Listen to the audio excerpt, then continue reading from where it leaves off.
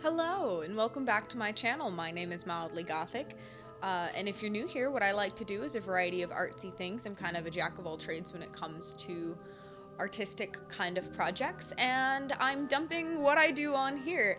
Today we're doing something that is very near and dear to my heart. My mother and I do it every year for Christmas, and recently, in the past couple years, I've done it for Halloween. And so when a Halloween party rolls around, my friends expect these cookies.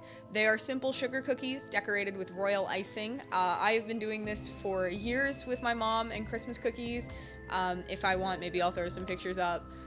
But this is just supposed to be a quick, simple, fun little video. The voiceover is probably going to be a mix of what I'm doing and then maybe some fun Halloween stuff, just because why not have something a little bit different? I want to keep this one short and sweet for you guys, so there won't be an outro for this one, so if you like this content, be sure to let the algorithm know by interacting with my video somehow, and I appreciate it. But other than that, let's get to the cookies. Halloween is seen as one of the oldest traditions in the world because it touches on an essential element of the human condition, the relationship between the living and the dead. This observance evolved from the transition of summer to winter, associating the holiday with transformation, which is still a central theme. Almost every recorded civilization has some ritualistic observation of death and what happens to people when they die. Although there are a variety of death rituals, the roots of Halloween can be traced back to the Celtic festival of Samhain. The name of the festival means summer's end and marked the close of the harvest season and the coming of winter. The Celts believed that the veil between the worlds of the living and the dead were at their absolute thinnest at this time, so the dead could return to walk where they had once walked before. This means that those who had died in the past year or two, and maybe had not yet moved on, could move on at this time and interact with the living and say goodbye. There is not much known about the ancient rituals of Samhain because the church Christianized the festival, as was done with many pagan holidays. Of the information available, the observance appears to include stocking up on supplies for winter, slaughtering cattle, and disposing of the bones in bone fires, which in time became known as bonfires. This was a time for gatherings of the communities, feasting and drinking, but maintaining an awareness of the thin veil at this time, and that otherworldly guests might show up to the festivities. Similar to many other death rituals that believe the dead can return to the living, departed loved ones were expected and welcomed. Favorite food was laid out as a welcoming gift, and if not loved ones, there was also a chance that the spirit of a person one may have wronged would make an appearance. In order to deceive these kinds of spirits, people would darken their faces with ashes from the fire.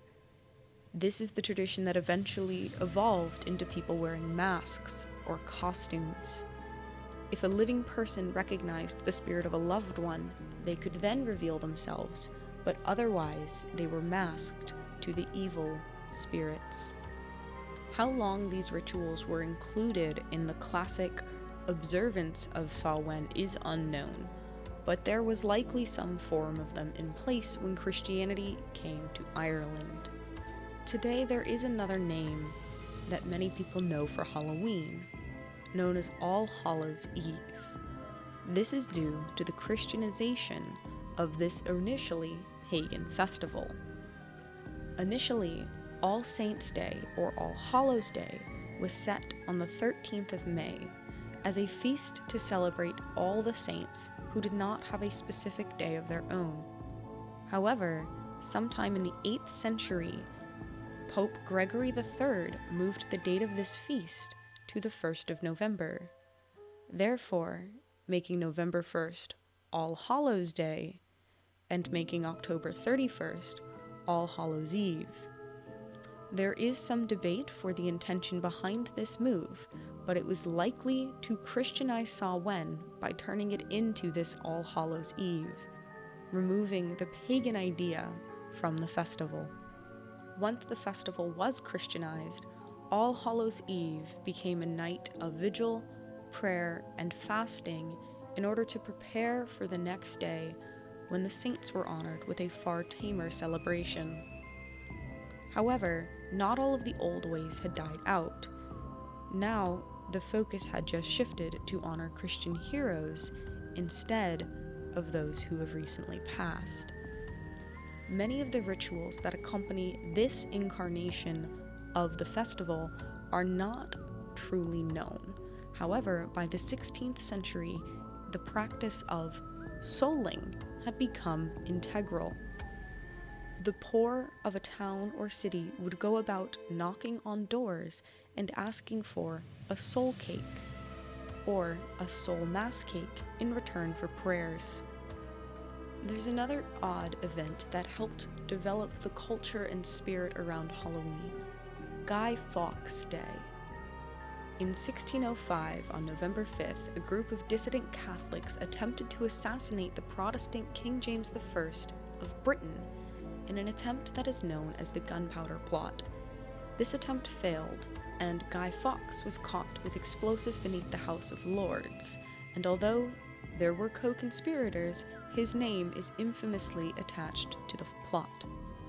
Guy Fawkes Day was celebrated by the Protestants of Britain as a triumph over popery, and November 5th became an occasion for anti-Catholic sermons and vandalism of Catholic homes.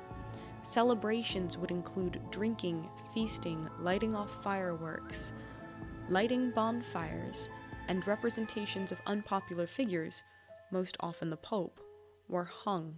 Children and the poor would go house to house, often wearing masks, and pushing an effigy of Guy Fawkes in a wheelbarrow and begging for money or treats while threatening vandalism if refused. Can you see how this might have led to trick or treat? Guy Fawkes Day actually made its way to America first with the Puritans of New England, although fell out of celebration and practice with the American Revolution. The rituals of Samhain arrived about a century later with the displacement of the Irish. The Irish, who were largely Catholic, continued to observe All Hallows' Eve, although at this point there were other folk traditions included, such as the jack-o'-lantern. In the modern day, a lot of the history has been detached from Halloween. It is now seen as a night of mischief or chaos. The vandalism aspects from Guy Fawkes Day, the jack-o'-lantern from the Irish, a variety of things came together to make Halloween what it is. However, the central theme of Samhain was transformation. It was the time of year where the light days turned to dark, and the dead crossed over into the land of the living, or moved on to the other side, a time of transformation. People disguised themselves as other entities. Other entities may appear as people. Animals were slaughtered and turned into food. Grains, fruits, and vegetables were turned into winter storage, and wood and bone went up into the bonfires as smoke. Transformation is central to the observance of Halloween.